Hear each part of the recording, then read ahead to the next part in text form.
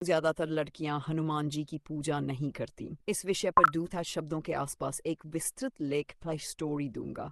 इसमें पौराणिक मान्यताएं, लोक कथाएं, धार्मिक कारण और सामाजिक दृष्टिकोण सब जोड़ दूंगा। प्रस्तावना: भारत में हनुमान जी को शक्ति, भक्ति और ब्रह्मचर्य का प्रतीक माना जाता है। वे राम भक्त, अजर अमर, अतुलित बलधारी और संकटमोचन। मंगलवार और शनिवार को विशेष रूप से उनकी पूजा होती है। लेकिन एक आम धारणा है कि लड़कियां या विवाहित स्त्रियां हनुमान जी की सीधी पूजा नहीं करती। यह सवाल अक्सर लोगों के मन में आता है कि ऐसा क्यों है। इसका कोई एक स्पष्ट शास्त्रीय कारण नहीं है, बल्कि कई पौराणिक कथाएं, लोक मान्यताएं और धार्मिक व्याख्याएं मिलकर इस परंपरा को बनाती हैं। हनुमान जी का ब्रह्मचर्य व्रत। हनुमान जी के बारे में सबसे महत्वपूर्ण तथ्य यह है कि वे निरंतर ब्रह्मचारी रहे। वाल्मीकि रामायण, सुंदरकांड तथा अन्य ग्रंथों में उन्हें ब्रह्मचारी कहा गया है। उनका मन सदा भगवान राम की सेवा और माता सीता की भक्ति में रमा रहा। वे खुद को रामदूत और दास कहते हैं, इसलिए उन्होंने सांसारिक इच्छाओं को त्याग दिया। ब्रह्मचर्य का अर्थ है मन, वाणी और कर्म से इंद्रियों पर संयम रखना। ऐसी मान्यता है कि हनुमान जी की यह प्रतिज्ञा इतनी कठोर थी कि वे स्त्रियों के समीप भी नहीं जाते थे। इसलिए लोक मान्यता बनी कि ओपन कोट, हनुमान जी पुरुष भक्तों से प्रसन्न होते हैं क्योंकि वे भी उनके व्रत के अनुकूल रहते हैं, जबकि स्त्रियों से उनकी दूरी उनकी प्रतिज्ञा के अनुरूप है। Close quote.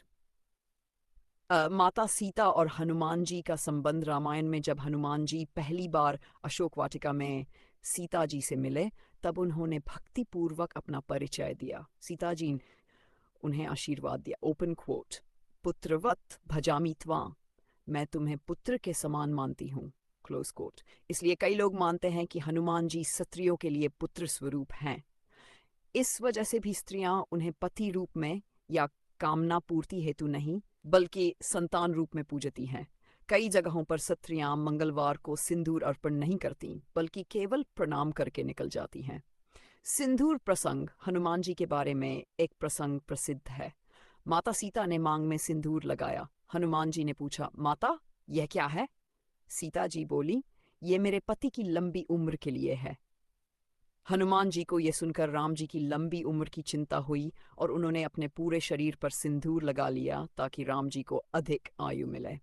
इसलिए आज भी हनुमान जी की मूर्तियों पर सिंदूर चढ़ाना प्रमुख है।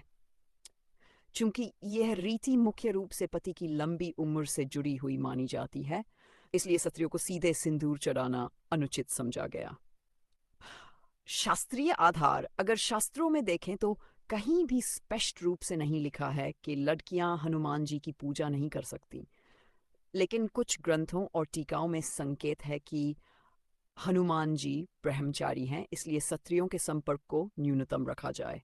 स्त्रियां चाहें तो राम भक्ति करे, सीता भक्ति करे, लेकिन हनुमान जी को पति समान कामनाओं के साथ पूजें, यानी रोक नहीं है, बस रीति और मर्यादा है।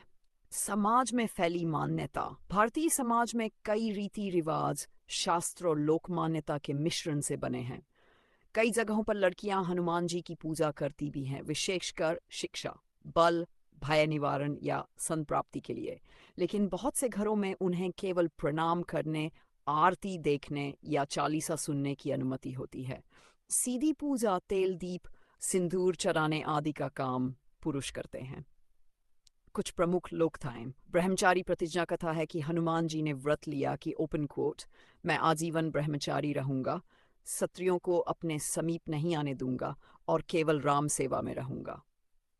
Close quote. इस प्रतिज्ञा के कारण उनकी मूर्ति के पास स्त्रियों को पूजा से वंचित रखा गया। वो शनिदेव को मुक्ति। जब शनिदेव रावण की कैद में थे, हनुमान जी ने उन्हें मुक्त किया। शनिदेव ने आशीर्वाद दिया कि ओपन कोट, जो तुम्हारा